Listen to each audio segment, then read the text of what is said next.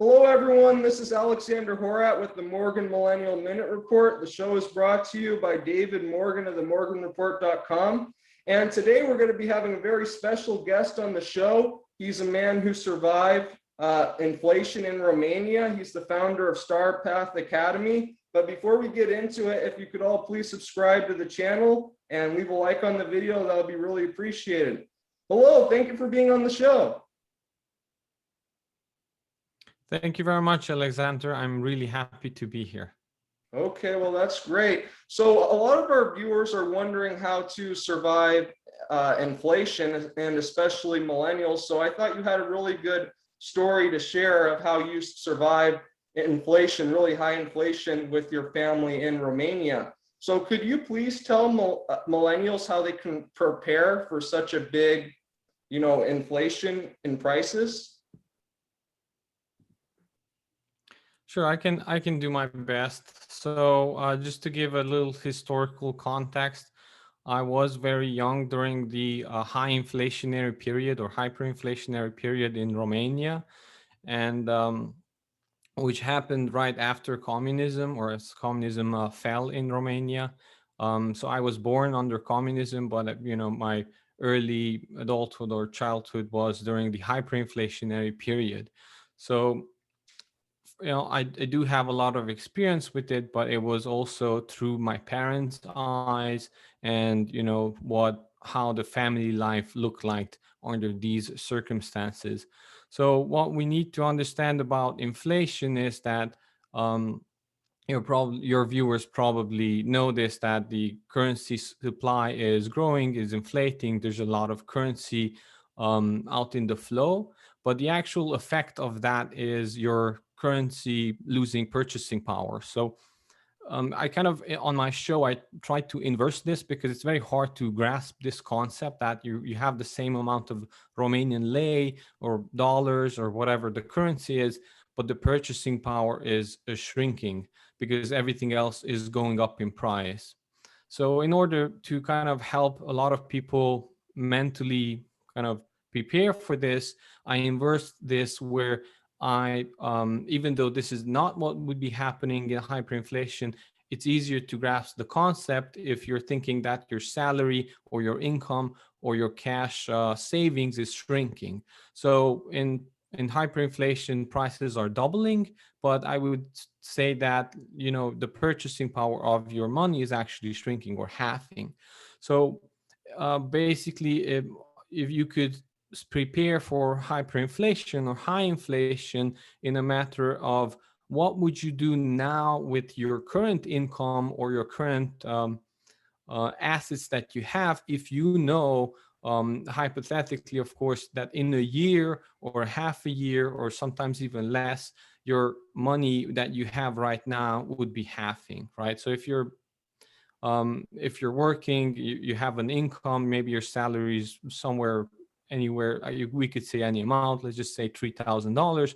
How would you live, or how would you prepare now if 6 months from now it would be 1,500 or 750 or so on and so on, or $300? So that once you grasp that, then I don't necessarily have to put down to the line how you should prepare, because you'll probably know, but I can give some general examples, right? So food, when your salaries or your income purchasing power is shrinking, the very basic things that become necessarily for life and self-sustaining in these scenarios become more important, and things that tend to our vanity or our ego, which are those are kind of things in high society that we can allow because of prosperity to have. We can pick brands what to have, or types of phones or so on. Those become very unimportant during these times. So thinking ahead, what would you cut back on spending some unimportant stuff and spend your money on important stuff? that would be the very first thing to do. But also knowing that saving money in the bank or saving money on your bank account or even cash would be not such a good idea, but that too is diminishing, not just your income. Whatever money that you save in cash is diminishing. So that really makes you think of creative ways how you can save the purchasing power in some other assets that maybe you can trade later, maybe you can spend later. So that these would be the key points to understand. Okay, so what do you think of saving money in gold and silver? Right. So I don't necessarily have a lot of experience with that with during these times that we went through because we were coming out of communism and gold was outlawed. So gold was outlawed in Romania during communism, and even you had to get some permission from the government in order to have wedding rings made for you, right? So when we went into hyperinflation, people didn't have gold or very little silver. Silver was never outlawed, but monetary silver or divisible silver was also, well, not really, we couldn't have it.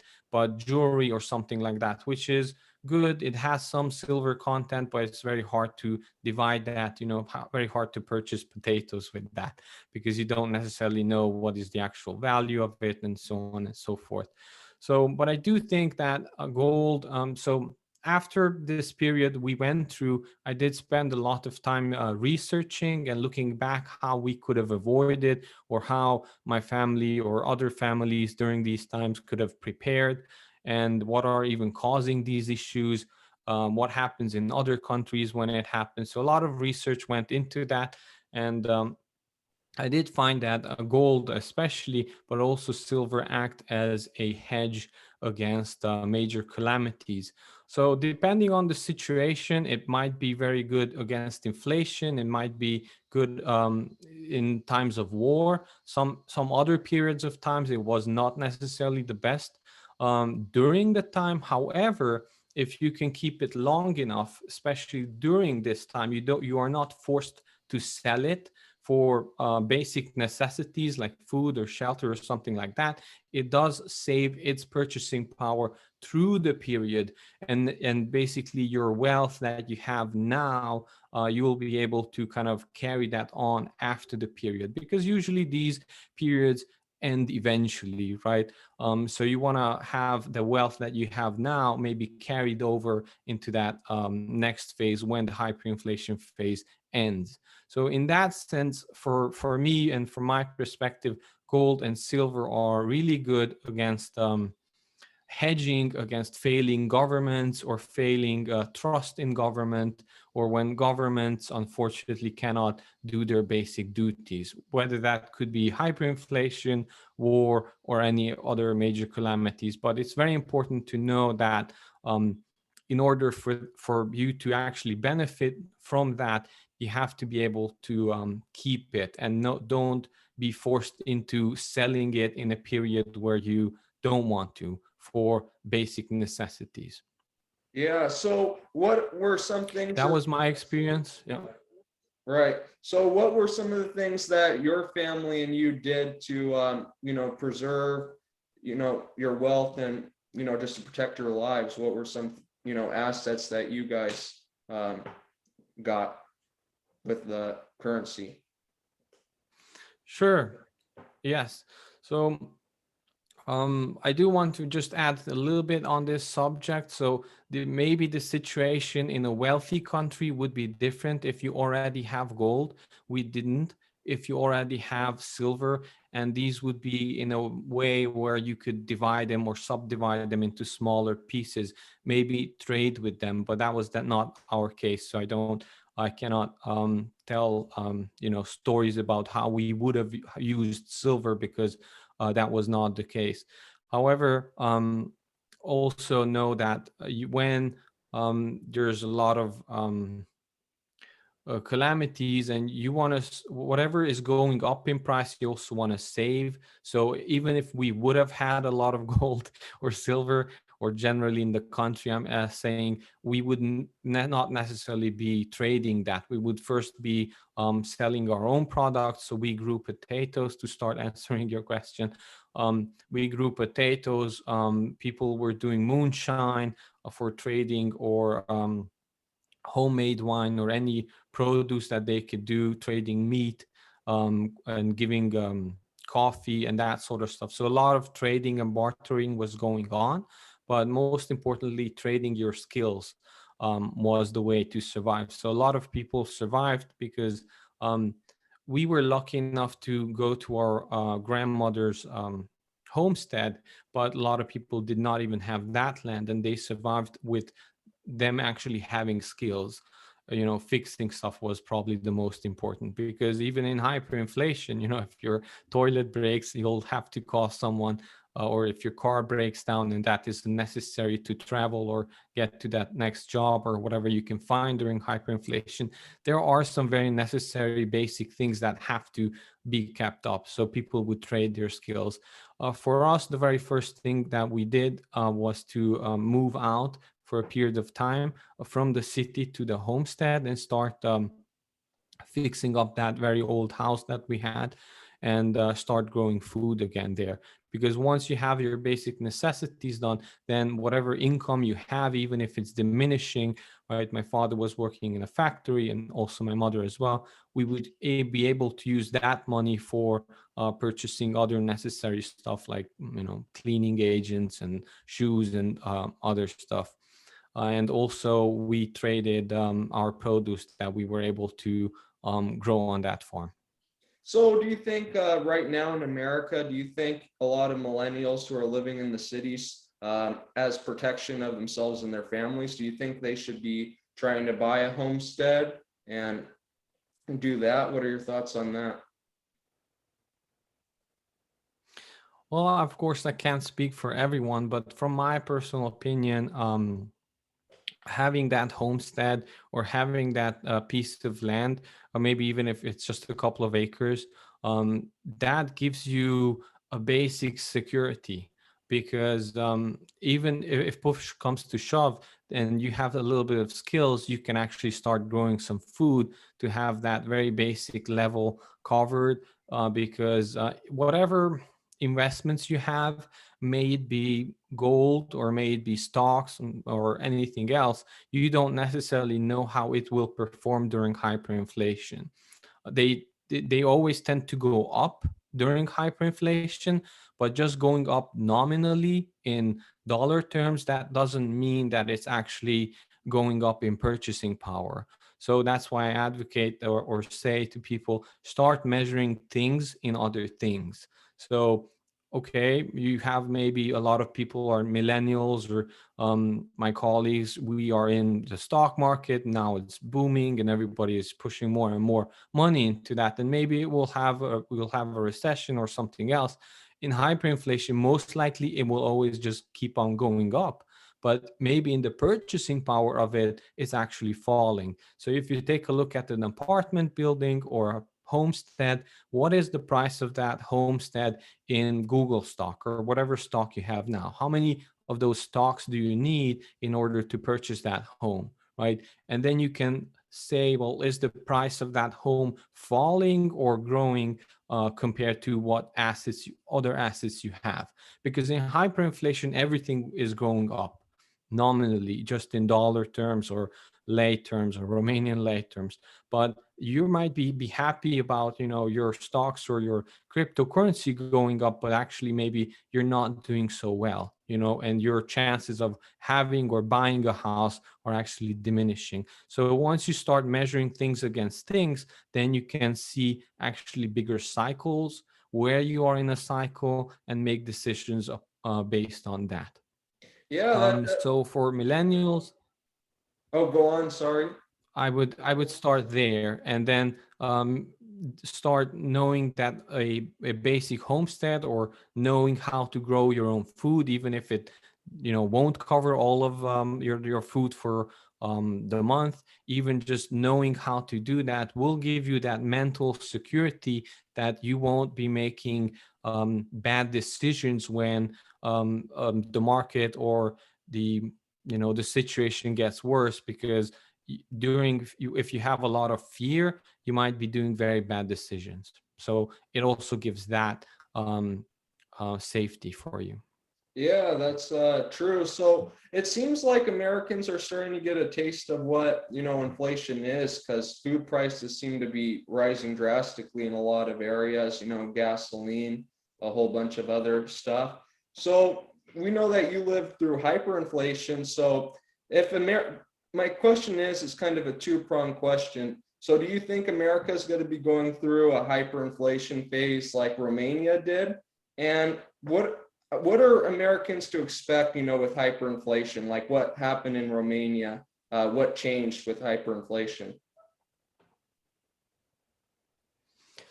Well, I can't say for sure, but we are definitely seeing inflation pick up. Now, inflation can be stopped through through maybe central government actions or central bank actions. Inflation can be stopped in some ways, but actually stopping inflation would hurt a lot of other, you know, sectors. Maybe it would hurt the stock market a lot. So governments tend to let inflation run a little bit until it gets too hot, and then maybe interact with that. But there's a certain breaking point when people could lose confidence in the currency. And at that point, in my opinion, there are no central government actions that they can do because you have lost faith in the currency. So whatever percentage or base points they raise, you don't necessarily you don't think that it will be enough for you to stay in the currency. So you want to spend your money right away and immediately, and everyone runs to the door at the same time, and that would cause a hyperinflation. So if we would get to that point, I don't think there's any way to go back. Now, you sometimes hyperinflation or even high inflation um, could be there could be a period of deflation before that, and then you could actually see a lot of money disappearing. That could be caused by the banks getting spooked and not lending anymore, or it could be caused by many things. So when governments overreact as a cure to inflate the currency more, that could also cause hyperinflation. Um, so I don't necessarily know what could happen. It's just I'm seeing a lot of movement in price, whether that's, it was lumber first and then copper and then house prices and so on. It would definitely indicate, if this is not kept under control, it could run away. Because if you as a millennial, you want to buy a house, and you're saving your money, you're saving your cash, you're saving for a particular nice house, a big house, wherever you want it, you have a city in mind and so on. But if you're seeing that, that house is getting out of your reach because the house prices are going up, you might just say, well, I don't necessarily care about that house, let me just buy something now. And that's already starting to go into the hyperinflation period, because it's playing into the hand what I was talking previously, where now you're losing confidence in your currency, so you might as well just buy something right now.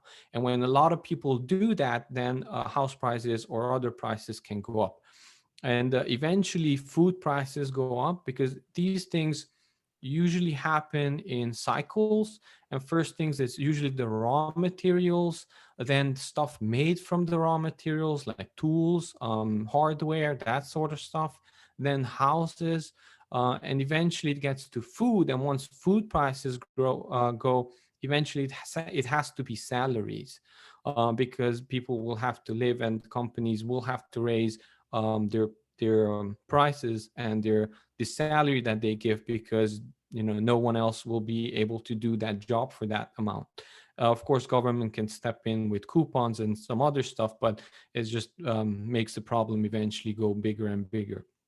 Now, for how life has changed is very interesting. I do it would take hours on hours on to describe how our mentality changed, and even our children's mentality will have changed because of what we went through. And the closest that I can relate this to the American experience is the generation in America that went through um, the Great Depression, where suddenly you would not have enough money and you start saving anything and everything, and you would start your whole life would be just collecting stuff, not throwing stuff away, making sure that the plate is empty, no food gets thrown away. But this can also get into extremes where people hoarded a lot of stuff that they would think that they would need eventually, right? And even for me, just even though I was fairly young,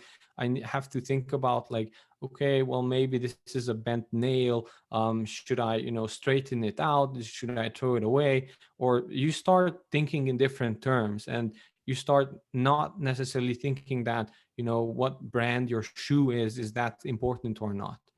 Because you see the bigger picture where society goes through some of these cycles, and when life is good, so to say, it's like social approval and that sort of stuff becomes more and more important. But as a tightening phase is coming in, then you tend to come back to what is truly necessary for sustaining life, and you go into a sort of a semi hunter gatherer mentality. I could come up with basic examples, but this would be the overarching view. Right. So basically, what you're saying is millennials just need to be getting hard assets like land, food and water, and maybe some precious metals. You're saying. So yeah, I definitely agree with that. That seems to be the smart way to do things, because just holding cash, it's just paper after all. Unfortunately, backed by the government. So I think what you're saying holds a lot of merit for everybody who's listening. Uh, is there anything else you'd like to add about what happened in Romania, or anything else you'd like to say? If your viewers will have questions, then I'm happy to answer them. But also think of what other people are doing, like the big money is doing, and try to figure out why they are doing it. Now, don't necessarily pay attention what they're saying, but what they're actually doing.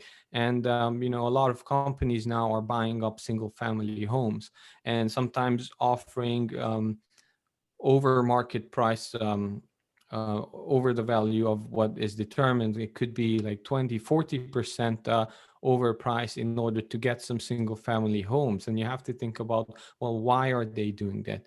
Why are they not in the stock market? As to kind of answer that question you had about real stuff, why are they doing that? And well, it's twofold. One fold is that real stuff will be real stuff no matter what time comes, as long as you, of course, with housing, you position it, you buy in the nicer neighborhoods or whatever. There are different with houses, it's a bit different, but hard assets tend to be hard assets no matter what periods and society goes through, and you can save it through the period, right? But also a lot of money gets created and debt becomes cheap, so they want to use so the second part of that would be they actually are using debt to get rich. When people are, or millennials, or just regular people buy stuff with debt, they're sometimes buying consumer debt, they're maxing out their credit cards and so on, and they're buying stuff that won't hold the test of time. If your iPhone won't be as good in 7 years, or through the hyperinflation that it is now. So you actually, as soon as you purchased it, it's losing value, right? But when these big companies are purchasing land or hard assets, they're thinking long term, right? So, and they're actually using debt cheap debt from your government, basically. And as now, I'm not saying take on debt. I'm saying like try to understand why they are doing that and maybe what you should change in your life, right? And they are using fixed debt while credit cards and other debts are floating. So as inflation picks up, your debt could raise in interest, but fixed long-term debt might not. Now, there was some scenarios where it did increase in history, like in the 50s in Romania, if there are major political shifts that are happening. But if major political or economical shifts are not happening, they tend to be safe. Of course, no, there's no guarantee, but these companies are using debt because they know just how your salary will be diminishing in purchasing power. Their debt will be also diminishing in value. So debt will become cheaper and cheaper to pay off if the scenario plays out well for them. Yeah, So I would say that paying off floating debt or debt that can be changed would be very important. Um, um, if your viewers have that, I've never had a credit card in my life, and the only debt I have had was from my father, which I paid off the same year. So think about paying off debt, the ones that could change in percentage. yeah, I think what you said is definitely right. And I think if we see, a big Great Depression, like I think it was called Black Tuesday, if I remember correctly, I think, things like Bitcoin, untangible things, people have mortgaged their houses on, all these digital things. I think those are probably going to go, down pretty quickly. Especially with the hard assets, people are going to be wanting those. They're going to be wanting raw land and everything, like you were saying. So yeah, so could you tell the viewers how they can find your show and how they can support you?